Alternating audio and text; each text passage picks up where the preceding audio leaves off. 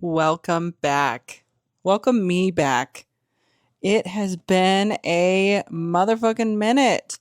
It's actually probably been closer to about 3 months. I'm Danny.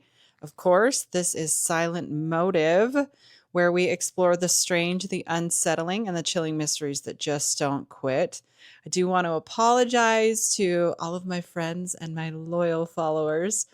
I have been absent for a while. I've been just busy with family and life and work, but I haven't been giving the attention to the real ones who follow me on here.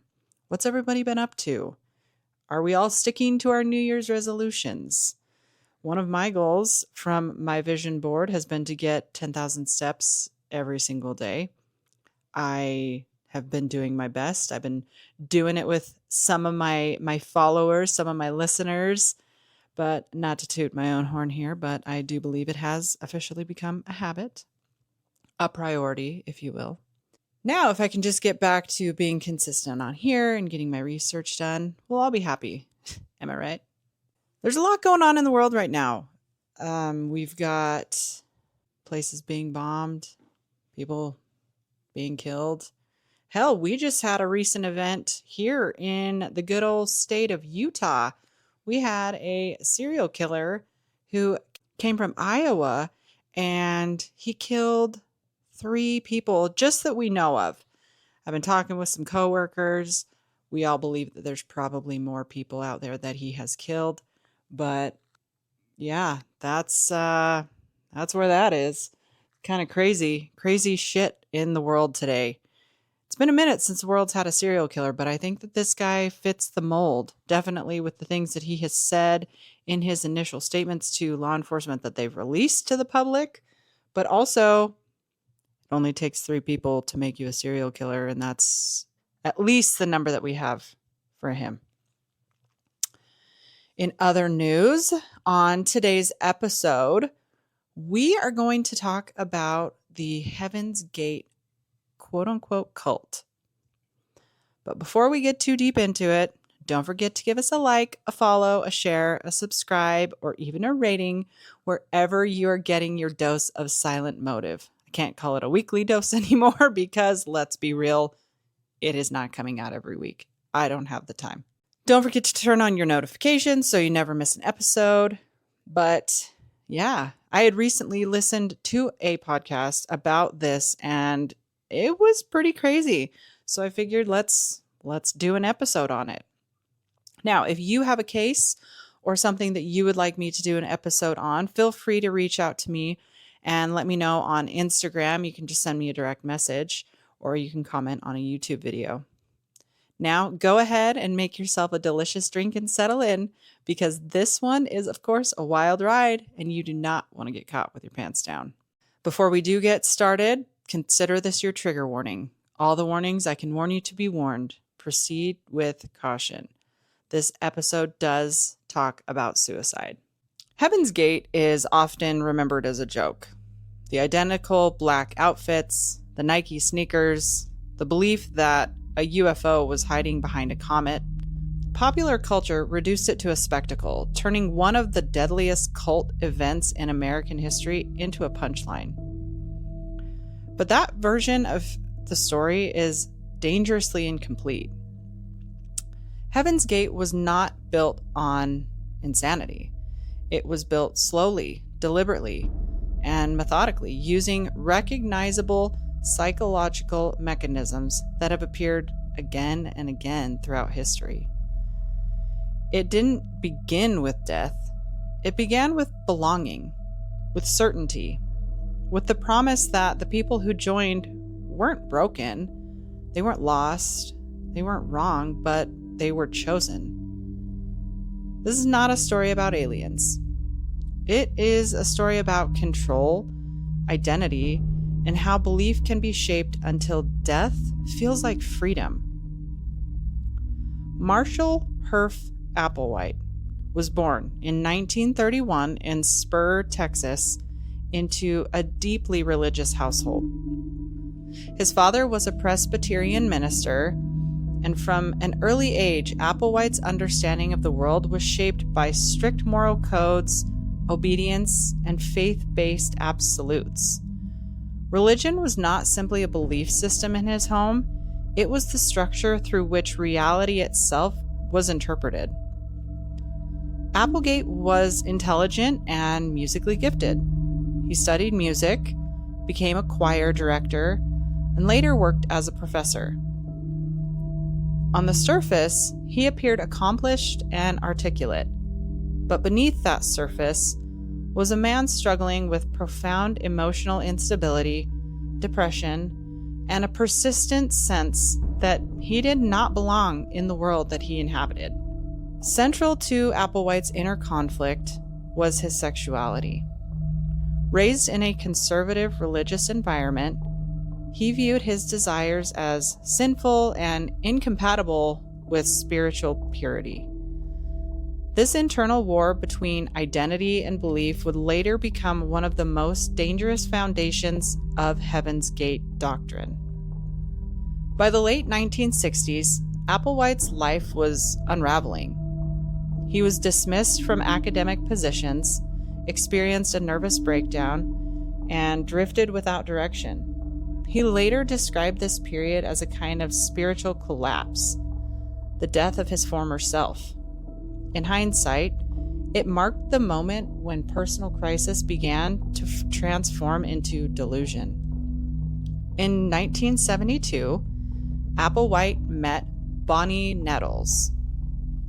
Now, Bonnie was a nurse with a fascination for astrology, mysticism, and New Age spirituality. She believed deeply in reincarnation, cosmic destiny, and extraterrestrial intelligence.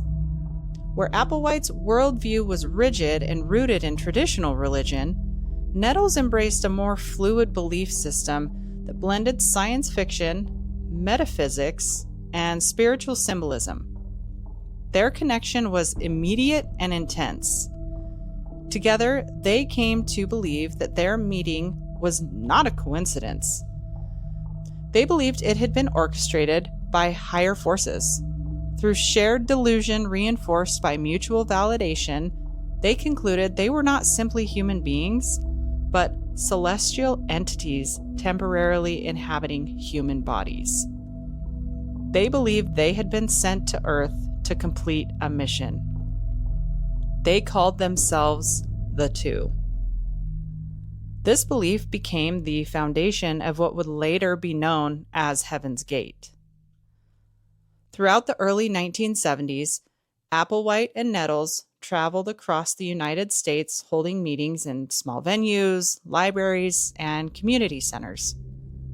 Their message was carefully crafted and deceptively calm. It blended Christian language with science fiction imagery and self-improvement philosophy. Earth, they taught, was a temporary classroom. Human bodies were containers. Souls could either evolve or be recycled. To ascend to what they called the quote-unquote next level, followers had to detach from everything that made them human. Family was framed as an anchor. Romantic love was labeled as a trap. Sexual desire was corruption. Individual identity was ego. What they offered was not fear, it was explanation. They told people who felt out of place that their discomfort was justified. The world felt wrong because it was wrong. And they felt different because they were different.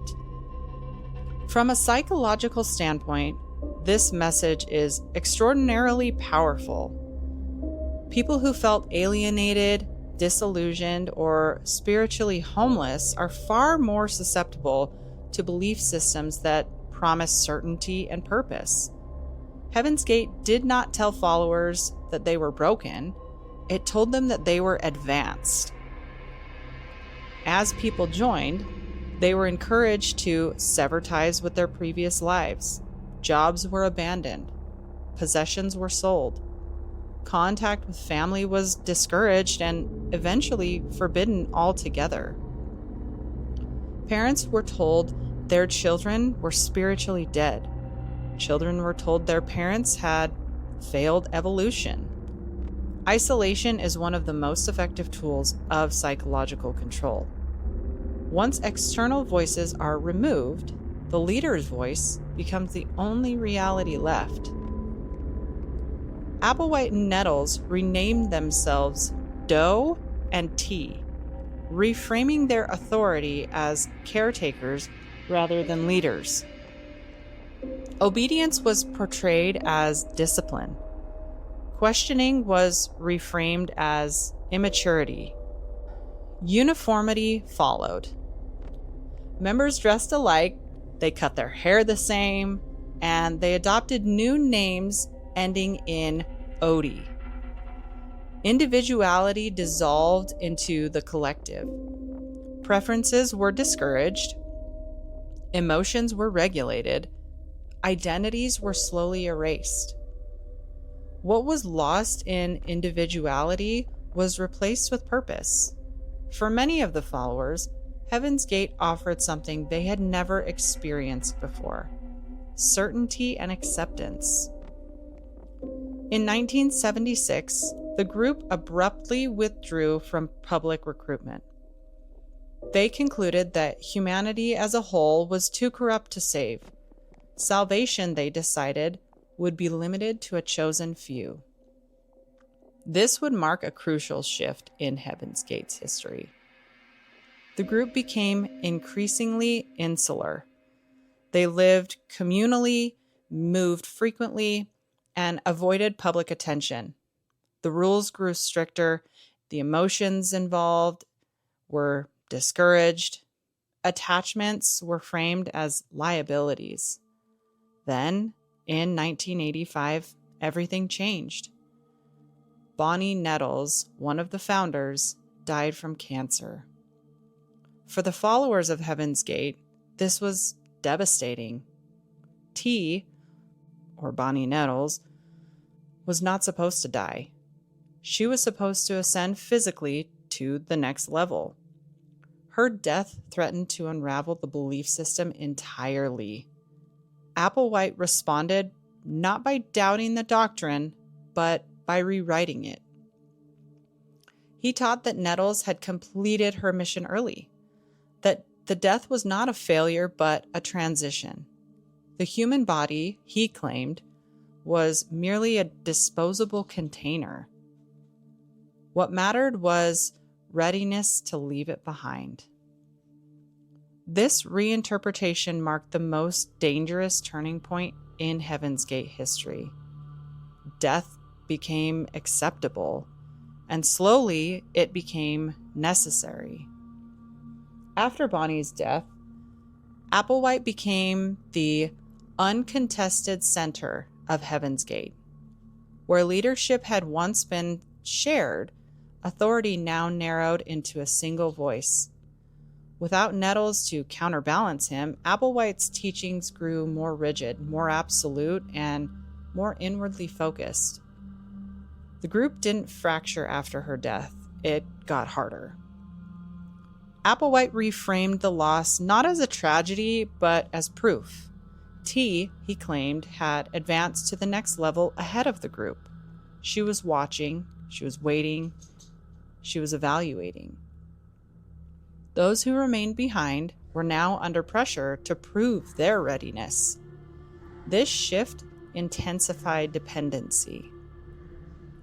Without Nettles, Applewhite positioned himself as the only remaining interpreter of T's will.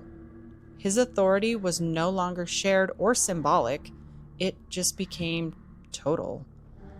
To question Applewhite was to question the next level itself. From this point forward, Heaven's Gate doctrine focused increasingly on purification, discipline, and control of thought. Language became one of the most powerful tools. Members were trained to eliminate emotionally charged words. Feelings were not sadness or fear, they were considered vehicle restrictions. Personal desires were not wants, they were programming errors. Doubt was not curiosity, it was lower-level interference. This linguistic shift mattered. By stripping the emotional language of its meaning, Applewhite stripped emotions of legitimacy. If fear was merely a malfunction, it didn't deserve attention. If grief was a vehicle response, it didn't require processing. Thought itself was becoming regulated. Members were encouraged to report not only behaviors, but thoughts. Internal struggles were treated as failures in discipline. The goal was not understanding, it was suppression. Daily life inside Heaven's Gate reflected this ideology. The group lived communally and followed strict schedules. Days were structured around work, study, and group activities. There was very little privacy and almost no unsupervised time. Members were rarely alone with their thoughts, but that's the way that it was designed to be. They supported themselves primarily through web development and design work under the business name Higher Source. This allowed them to maintain financial independence while remaining isolated from mainstream society. Work was not merely employment, it was discipline. The meals that they would eat were very simple and very tightly controlled. Food was not a source of pleasure. It was fuel for the container. Preferences were discouraged. Eating for enjoyment was framed as indulgence, a sign of attachment to the body. I would have failed here. Sleep schedules were regulated. Personal routines were discouraged. Even posture and mannerisms were subtly monitored to ensure uniformity. Members were assigned check partners, battle buddies, whose responsibility was to monitor each other's behavior, speech, and thought patterns. This created a system of internal surveillance that eliminated the need for overt enforcement. When control is distributed among peers, resistance collapses. No one wants to be the one who fails. No one wants to be the weak link. No one wants to be left behind. Romantic relationships were strictly forbidden. Emotional closeness of any kind was discouraged. Even friendships were carefully regulated to prevent loyalty outside the hierarchy. Applewhite taught that emotional attachment was the strongest tether to Earth. Love, he said, was not transcendence, it was entrapment. The goal was emotional neutrality, a state where nothing could hold you back. Over time, members became increasingly detached from their former identities. They no longer thought of themselves as sons or daughters, friends or partners. They were students. They were crew members. They were simply units preparing for departure. This process didn't feel violent to those who were inside of it. It felt orderly, purposeful, and clean. And that is what made it so effective. As the years pass, Applewhite's rhetoric grew more apocalyptic. Earth, he said, was approaching its end. Humanity had failed the experiment, and recycling was imminent. This message was not delivered with any kind of panic. It was delivered with certainty. Those who remained with Heaven's Gate were told they had already proven themselves by staying. They were the elite. They were the chosen. They were advanced beyond the rest of humanity. This belief created an us versus them worldview that insulated the group from criticism. Outsiders weren't threats. They were completely irrelevant. Family members who would express concern, they weren't loving. They were spiritually dead. Leaving the group became increasingly unthinkable. To leave would mean abandoning not just belief, but the identity who you had become. It would mean that admitting years, even sometimes decades, of sacrifice had just been meaningless. Psychologically, this is known as the sunk cost fallacy. The more someone is invested, the harder it becomes to walk away.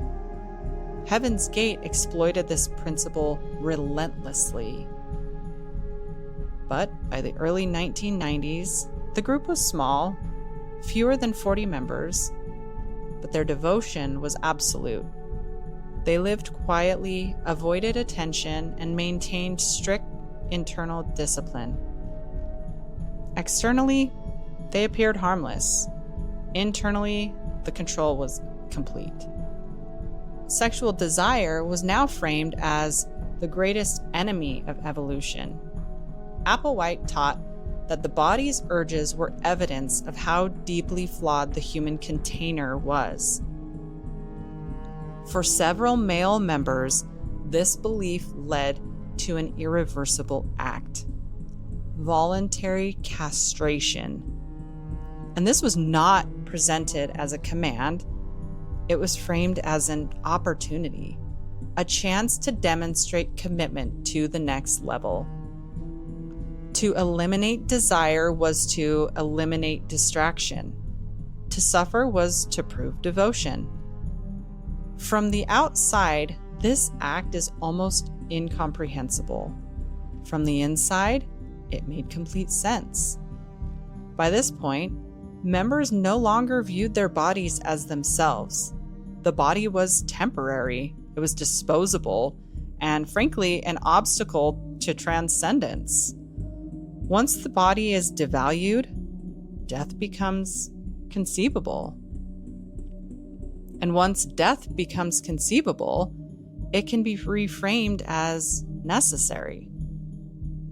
Now, a handful of these men did this voluntary castration, and a handful of them had to spend some time in the hospital because one of the members of Heaven's Gate believed that they could perform this procedure on their own in the home. It's crazy. It's crazy to think about people doing that in a home, but yikes. This whole cult is wild.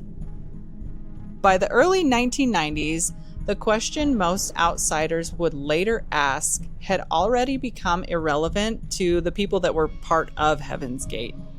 Why didn't anyone leave? From the outside, it seemed obvious. The beliefs were extreme. The control was suffocating. The sacrifices were irreversible. But for those inside the group, leaving was not a simple decision. It was existential annihilation. Most remaining members had been with Heaven's Gate for decades. They had given up careers, their families, finances, and their futures. Many had no meaningful relationships outside of the group. Their entire sense of identity was bound to the belief system Applewhite had constructed. To leave would mean admitting that everything had been a lie, that they had been wrong, that they had sacrificed their lives for nothing, that there was no next level waiting. Psychologically, this is unbearable for a lot of people. The human mind will go to extraordinary lengths to protect itself from that kind of a collapse. Staying becomes easier than confronting the void. Heaven's Gate exploited this vulnerability perfectly. Doubt was framed not as curiosity, but as a weakness. Members who struggled were encouraged to confess their thoughts, which then reinterpreted as personal failure rather than legitimate concern. This ensured that doubts were internalized and self-punishing rather than openly discussed. Applewhite increasingly emphasized that those who left were simply recycled. erased from spiritual existence. Leaving was not neutral. It was, again, annihilation. This fear was subtle but pervasive. Even members who briefly questioned the doctrine often returned, convinced that their doubts were evidence of their own immaturity rather than flaws in the belief system. As Applewhite aged, his physical and mental health declined. His sermons became more repetitive, more insular, and more urgent. He spoke less about transformation and more about departure. Earth, he thought, was no longer a classroom. It was a trap. He described humanity as hopelessly corrupted, incapable of evolution. Those outside of Heaven's Gate were not evil, they were just irrelevant.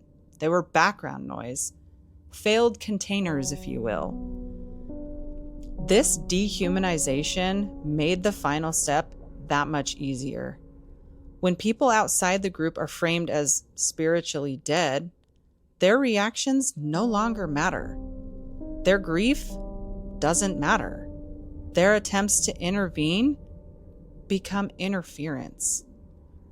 Then, in 1995, something appeared in the sky. The comet Hale-Bopp. Discovered in July of that year, Hale-Bopp quickly became one of the brightest comets of the 20th century. I remember when Hale-Bopp came. I was a kid and we would look at it through the telescope. By 1996 and early 1997, it was visible to the naked eye for months at a time, dominating the night sky. For most people, it was just this rare, beautiful astronomical event. But for Heaven's Gate, it was confirmation. Applewhite became convinced that a spacecraft was traveling behind the comet, concealed from human technology. The next level had sent transport. This was the long-promised exit. This belief didn't emerge spontaneously. It was the logical endpoint of decades of teaching that framed Earth as temporary and the body as disposable. The comet simply gave the doctrine a deadline. The message became urgent. The window, it was opening, and the crew, they were arriving. Those who hesitated, they would be left behind. In early 1997, the group rented a large mansion in Rancho Santa Fe, California. It was quiet, secluded, and orderly, the perfect setting for what Applewhite described as preparation for departure. Preparation was absolutely meticulous. Members organized their belongings. They selected clothing that was uniform and functional. It was black shirts and pants. And this part's weird to me, but identical Nike sneakers. The uniformity was intentional. They were presenting themselves as a crew, not as individuals. Each member carried exactly $5.75. The amount was symbolic, a ritual gesture rather than a practical necessity, a final acknowledgement that earthly currency no longer mattered. Everyone involved recorded farewell videos, and you can see some of those videos on YouTube. In those recordings, members spoke calmly and confidently about their decision. It's so creepy. They didn't sound scared. They didn't express any kind of regret. Most of them smiled. Some seemed excited. This has often been interpreted as proof that they weren't coerced. But coercion doesn't always look like fear. Sometimes it looks like certainty engineered over time. By the time those videos were recorded, the members' belief system was complete. Death wasn't death. It was simply an exit. It was a graduation. It was the final demonstration of discipline. Between March 22nd and March 26th, 1997, the deaths occurred in stages. Members consumed applesauce mixed with phenobarbital and vodka. They laid down in beds. Their faces were covered with purple cloths. The death was methodical, quiet, and orderly. The groups would die in waves. Those who remained assisted until it was their turn. There wasn't any kind of chaos. There wasn't resistance. And there was no attempts to escape. Marshall Applewhite was among the last to die. When authorities discovered the bodies on March 26th, the scene stunned the nation. 39 people lay dead in identical clothing, arranged with unsettling precision. The largest mass death tied to a cult in American history had just occurred, and the world didn't know how to understand it. When authorities entered the Rancho Santa Fe mansion, what they found defied easy categorization. This was not a scene of chaos or panic. There were no overturned tables, no signs of any kind of struggles, no frantic final messages scratched into the walls. Everything was clean and orderly and deliberate. All of the bodies were arranged carefully in bunk beds and makeshift sleeping areas. Each person wore the same exact thing. Each person had a purple cloth draped neatly over their faces. Besides, many of the bodies were small bags containing personal items they believed they would need after their departure. For investigators, the calmness of the scene was deeply unsettling. For the public, it just became a spectacle. Within hours, news coverage flooded television screens.